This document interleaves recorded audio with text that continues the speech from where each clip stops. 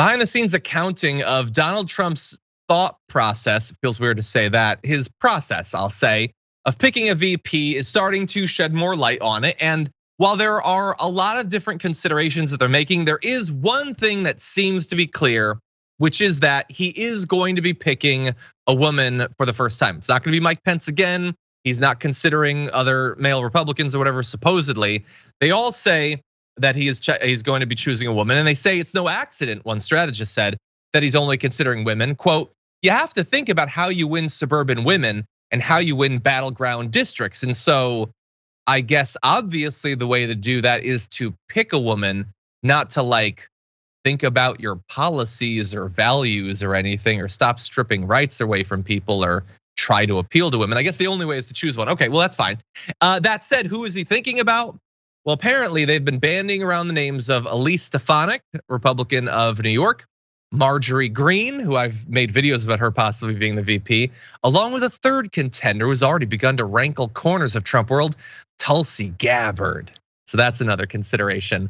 We're gonna talk about some of those in depth, but I'm curious, AB, I know it's still super early, although he is a declared candidate, so I guess he could come out with his VP pick any day or whatever. What do you think about some of these names he's throwing around? Do you have any advice on who he should pick? I think he needs to learn from John McCain and Sarah Palin and choose wisely, because we're getting real close to that. So I'll just start there. Recommendations on who he should pick? No, I hope he just figure out that this ain't the job for him and he go on about his day. Because honestly, no matter who your VP is, you will be a terrible president. We've already seen that. So I'm over it. I don't think you should choose anybody. Just save everybody the embarrassment of having to work alongside of you. I mean, at this point, you might as well ask Melania, because who else is fooling with him? The press don't even show up to his dinner parties and stuff no more. So at this point, I mean, we just stuck. I don't know. If he did pick Melania, that would be the not only the most, but the first romantic thing he's ever done in his life. But anyway, so far as I don't think that she does. What's interesting, look, I am starting to think about some other potential names, but I have said that I thought Marjorie Greene seemed like the perfect person for him. Although there's a potential downside that I've been considering that apparently, according to the Daily Beast, one Trump advisor is also worried about. It's that she could potentially outshine Trump, particularly in her ability to connect with the base. She often elicits more applause from MAGA rally crowds than any other introductory speaker. They call her Trump in heels. I hope that that's not the only difference. Apparently they do speak all the time.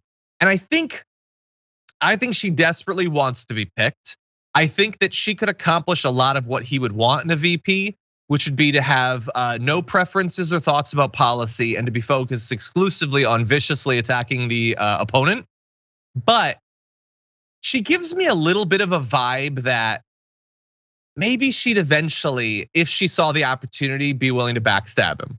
Like if she thought that she had eclipsed him, like not just outshining him in terms of applause, which already could be terrible for her in his estimation. He does not want someone who gets more applause than him. But I feel like she has sort of boundless ambition. And if she thought that she could take him out, that maybe she would. Maybe that's really premature, I don't know. But you should also know that Kristi Noem, her name is being thrown around, as well as Carrie Lake, because of course, she has been spending a lot of time at Mar-a-Lago, desperately trying to build this victim complex around her supposedly having the gubernatorial race in Arizona being stolen from her. So those are some more names being thrown out. I assume you're not interested in either of those either, though.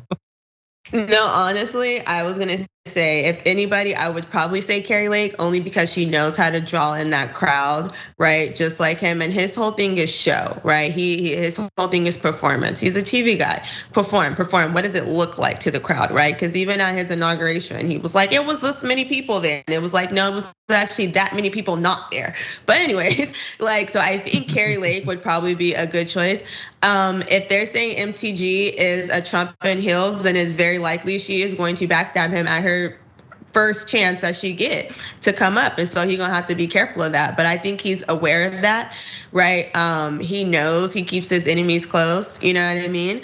So I think he knows that he can run against that. I think Carrie Lake is gonna be loyal to him, right? She was vacuuming the floor for him, and he's her favorite person before her husband and all that kind of. I'm surprised she's still married after that, because it ain't no way. It ain't no way. I forgot about that actually. Oh my God, oh, it's devastating.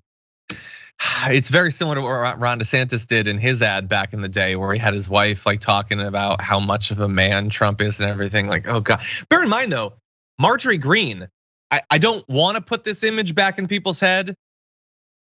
I'm gonna say it in a second, but any audience member know what I'm gonna say yet? She once stood on a stage with a life-size cardboard cutout of Donald Trump, and she groped its crotch. Like, that's a thing that happened. I'm not making that up.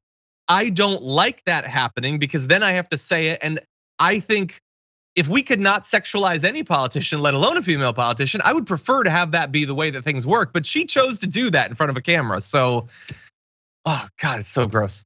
Anyway, we'll see.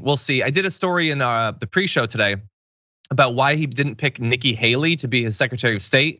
And according to sources, it was because she had bad complexion. That's what Trump said.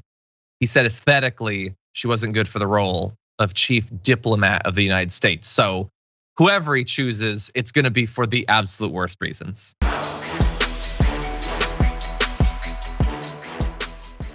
Check out the Damage Report podcast each day, wherever you get your podcasts, whether Pocket Casts or Stitcher or iTunes. You can join me as I give you the news and stories you want, with a range of co-hosts and interview guests jumping in on the fun each day. Again, that's the Damage Report, wherever you get your podcasts. And if you get them at iTunes, don't forget to rate and review. Sometimes I'll read them live on the show.